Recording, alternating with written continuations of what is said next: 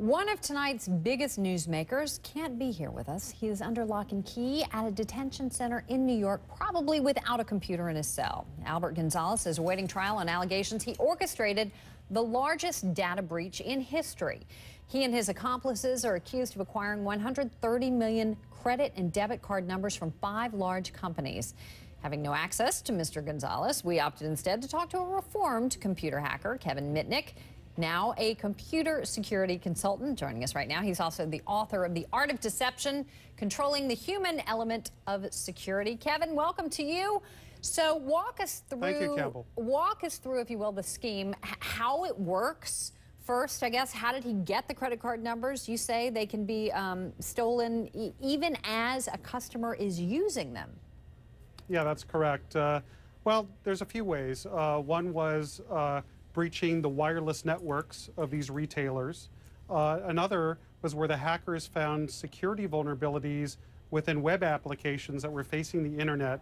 And once they were able to exploit these web applications, they kind of got their foot in the door. And then from that point, then they go and find the computers where the credit card transactions are taking place and place like a computer wiretap. It's called a sniffer, and capture the information. They could also get access to the database where the card numbers are stored, and a lot of retailers keep the encryption key on the same server. So it doesn't take much work for a bad guy to get the information. So I guess, how then does he turn it into cash? Well, back in 2003, actually, when Albert was an informant for the Secret Service, he ran this group called Shadow Crew.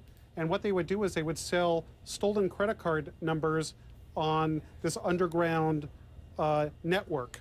And probably Albert is really not the kingpin in this case. I think that the kingpin is really in Russia, and Albert is just kind of a cell, a hacking cell.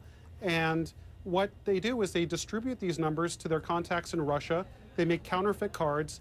They send mules back, or they use mules in the United States to purchase merchandise, and then they fence it off. And then the money is Western Union back to Russia. That's one method. The other is using it over the internet, card.present transactions, and committing fraud that way, stealing, obtaining services and products. And he was targeting big, well-known companies. I mean, 7-Eleven, TJ Maxx. Don't these companies have security in place? Well, unfortunately, a lot of these big brands have to follow certain security protocols as required by the card associations. But unfortunately, web applications and systems have vulnerabilities. In fact, personally, my AT&T wireless account was recently compromised, and they posted my password on the internet.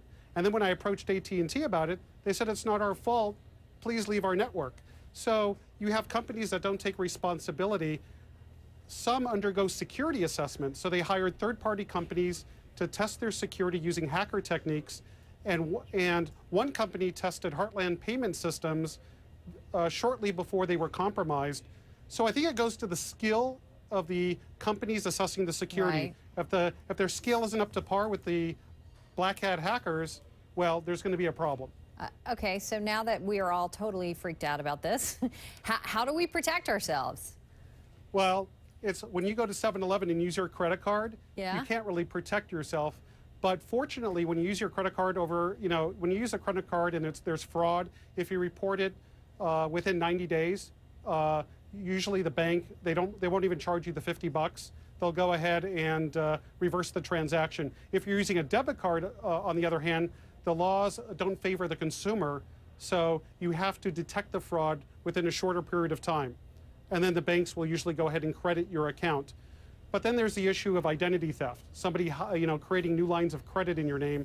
You could sign up for a service like LifeLock, or set up fraud alerts on your account to go ahead and detect when anyone tries to open a new line of credit in your name. Wow, a lot to think about, a lot to stew over there. Kevin Mitnick, a computer hacker, reformed computer hacker, Reformed. Right, Kevin? Sorry. Exactly. Thanks for your time tonight. Appreciate your insight.